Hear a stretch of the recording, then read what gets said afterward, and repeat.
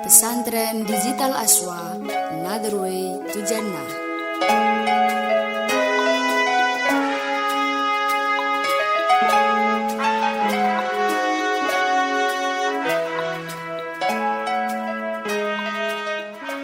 Assalamualaikum warahmatullahi wabarakatuh.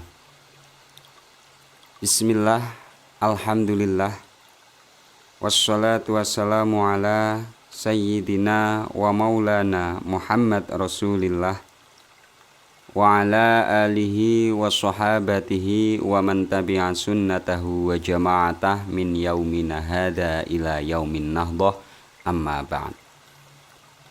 Teman-teman santri digital yang berbahagia, pada pertemuan kemarin kami sudah sedikit menyinggung tentang prediksi Rasulullah akan munculnya Islam radikal, Islam garis keras, yang mana hal tersebut sudah diawali pada masa Rasulullah ketika Dzulkhuwaisirah menjadi orang pertama yang menentang kebijakan Rasulullah.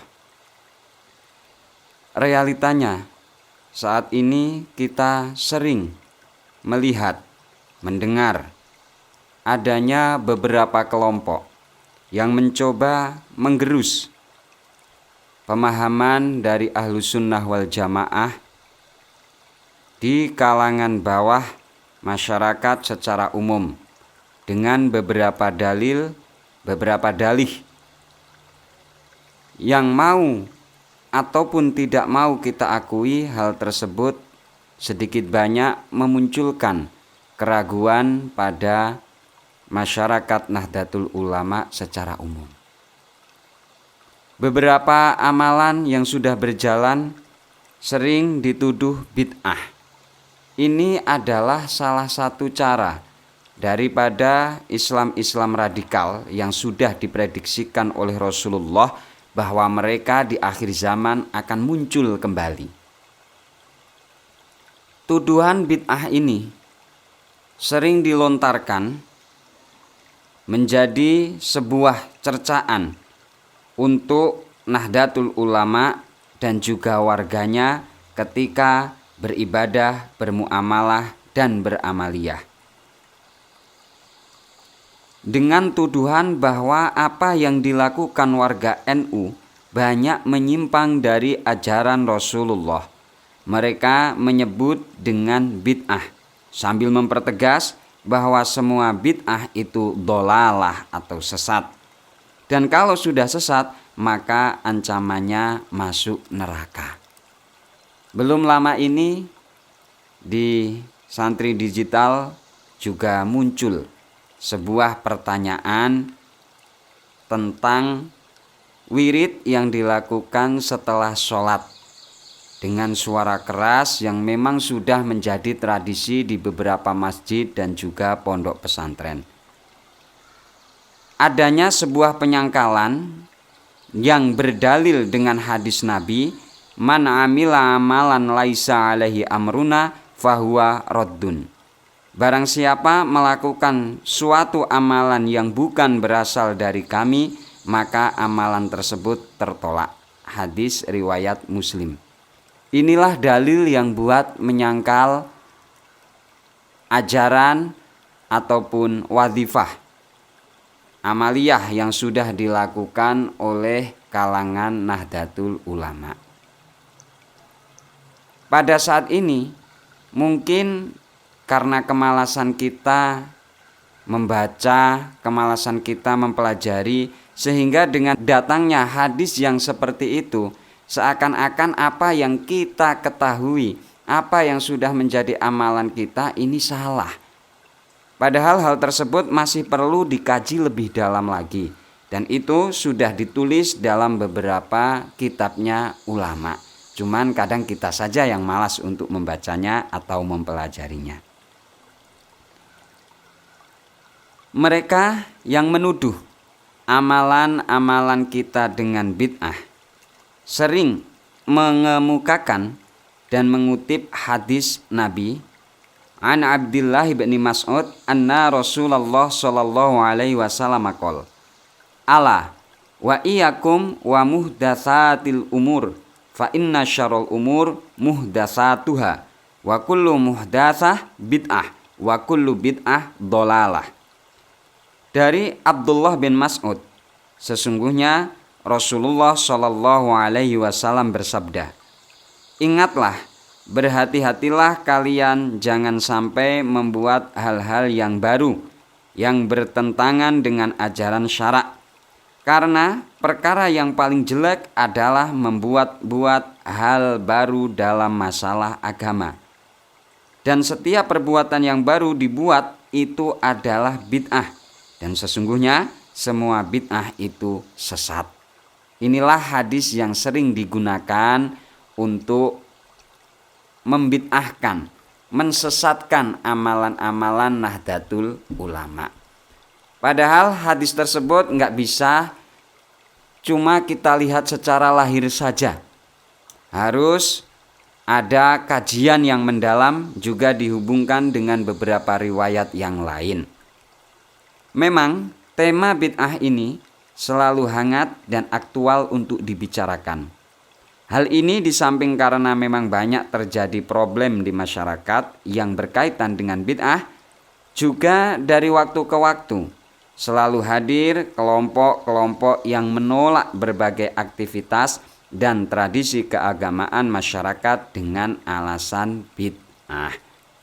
Untuk mengkaji bid'ah ini mungkin kita tidak cukup dalam satu pertemuan, maka nanti harus kita simak pengajian dalam Aswaja NU sampai selesainya pembahasan supaya tidak salah faham dalam memahami bid'ah. Kita bahas bid'ah mulai dari definisinya. Al-Imam Izzuddin Abdul Aziz bin Abdissalam, ulama terkemuka dalam madhab Syafi'i, mendefinisikan bid'ah dalam kitabnya, yaitu Qawaidul Ahkam fi Masolihil Anam.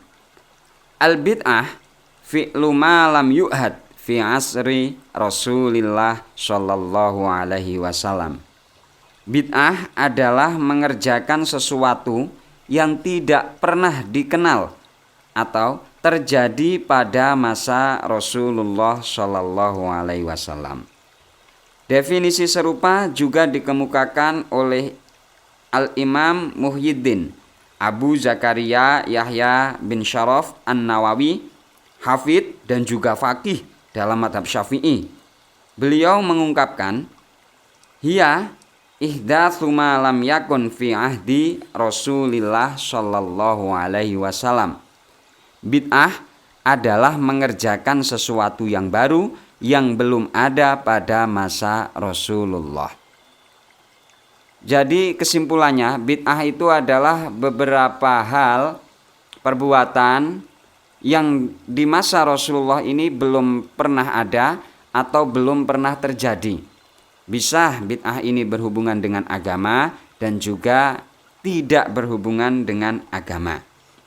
Namun bid'ah ini tidak serta-merta semua langsung dihukumi bid'ah, dihukumi dhalalah. Karena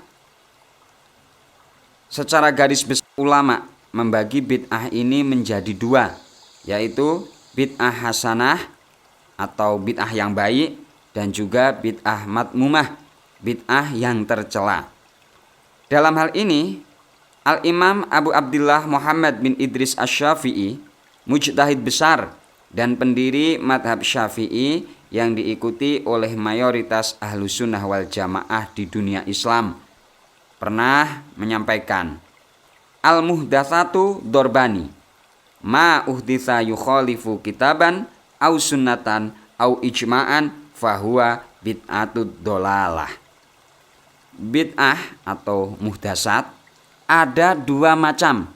Pertama, sesuatu yang baru menyalahi Al-Quran, as-sunnah atau ijma', dan itu disebut bid'ah dolalah atau tersesat.